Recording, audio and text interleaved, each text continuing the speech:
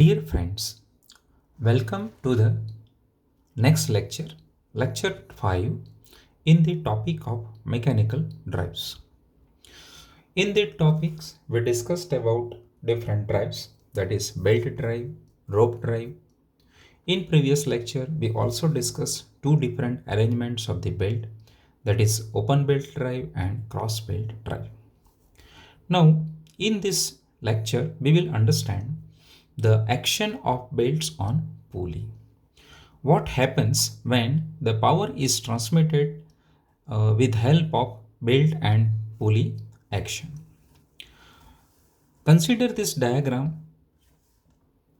In first diagram, a pulley is there and a belt is wrapped on it. Here the pulley is in steady state condition. पुली अभी rotate नहीं हो रहा है और उसके ऊपर बेल्ट लगा हुआ है. सो उसकी वजह से उसकी दोनों साइड पे इक्वल टेंशन होगा and pulley is in stationary condition. Now suppose that this pulley is a driving pulley and some initial torque is given to this pulley and it starts rotate.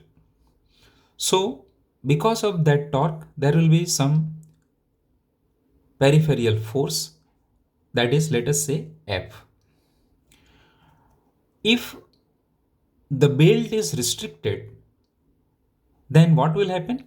The pulley will move along leaving this belt as it is, and that is a phenomena of slip between the belt and pulley. Suppose there is a sufficient friction between the pulley surface and the belt surface and there is a static equilibrium. So what will happen in this case? Here, as the pulley surface is rotating in clockwise direction, so because of the relative motion, the tendency of the belt is to move in opposite direction, that is, in this part it will move in counterclockwise direction. Now, as the tendency of the friction force is that to act always in opposite to the movement.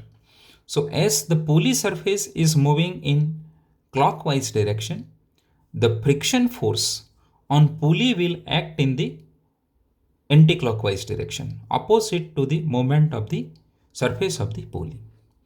And in the same phenomena, as the surface of the belt is relatively moving in anti-clockwise direction to the pulley surface, the friction force on the surface of the belt will act in the clockwise direction.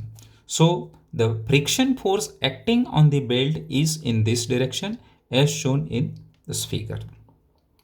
So if we consider the static equilibrium in this situation, what will happen? The forces acting on upper side of this belt will be friction force acting, that is say F dash, and the tension T2.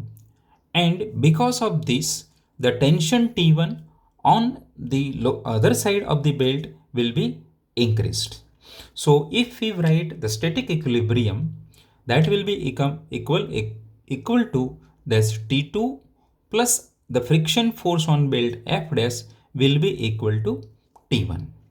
But what will be the value of this force F dash, that is friction force?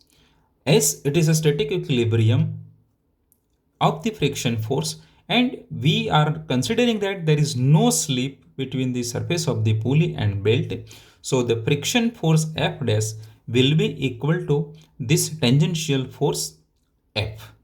So we can write that F plus T2 is equal to T1. So writing this in mathematical function form, we can write T1 is equal to T2 plus F. And that is, we have already cleared that this frictional force in the belt results in increased tension on one end of the belt, that is T1, and decreased in the tension on the other side, that is T2. And it establishes this relation T1 is equal to T2 plus F. And here we can rewrite this arrangement T1 minus T2 is equal to F. That is a tangential force. If torque or tangential force on pulley is increased, at one stage it will just cause relative motion, and that will be there will be slip between the belt and the pulley. So dear friends, I hope you are clear how the phenomena is occurring while the pulley is transmitting a force to the belt. The relation between the forces acting on two sides of the belt and the friction force. If you have any doubt about this, friends, you can write always in comment box. I will like to answer you. And to continue with this kind of lectures and lecture series, please subscribe the channel, like and share it. Thank you.